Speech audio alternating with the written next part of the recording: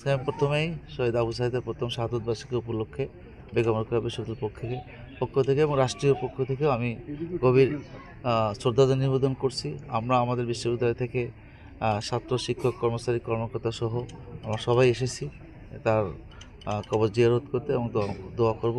এবং তার উপলক্ষে আমরা আমাদের বেগম রোকেয়া বিশ্ববিদ্যালয়ের পক্ষ থেকে সারাদিনব্যাপী বিভিন্ন কর্মসূচি গ্রহণ করেছি। এই কর্মসূচিতে আমাদের বিশ্ববিদ্যালয়ের পক্ষ থেকে শহীদ আবু সাঈদের প্রতি আমাদের শ্রদ্ধা, ভালোবাসা এটা আগে যেরকম ছিল আরও এখন অনেক গুণ বেড়ে গেছে। বিকজ তার যে অবদান বাংলাদেশের দ্বিতীয় স্বাধীনতা অর্জনে, এই অবদান বাংলাদেশ তথা বিশ্বের সবাই দেখেছে। তার দুহাত প্রসারিত করে যে বুক উঁচু করে দাঁড়িয়ে এটা বিশ্বের মানে এটা ইতিহাস, বাংলাদেশের ইতিহাসে শুধু না বিশ্বের ইতিহাসে এটা বিরল।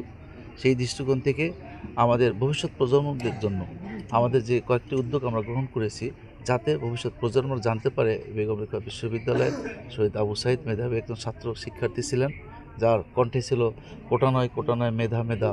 তার প্রেক্ষিতে আমরা আমাদের ভবিষ্যৎ প্রজন্মের জন্য বাংলাদেশ বর্তমান অন্তর্বর্তী সরকার আমাদের তার স্মরণে আবু সাঈদ চত্বরের নামে একটা স্মৃতিস্তম্ভ আজকে ফলক উন্মোচন করা হবে। শহীদ আবু সাঈদ যে গেটে শাহাদত বরণ করেছেন, গুলিবিদ্ধ হয়েছেন, সেই জায়গায় আমাদের ওখানে একটা স্ট্রিট স্টাম্প, তার মেমোরি স্ট্রিট স্টাম্প আজকে আমরা অলরেডি চলে আসছে। আমরা সেটা আজকে সে ফলক উন্মোচন করব।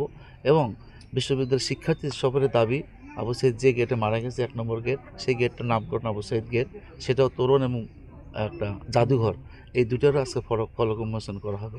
আমি আশা করি এই জাদুঘর, আবু সাঈদের তোরণ, আবু সাঈদ স্মৃতিস্তম্ভ, স্মৃতিস্তম্ভ এগুলোই আমাদের ভবিষ্যৎ প্রজন্মের নিকট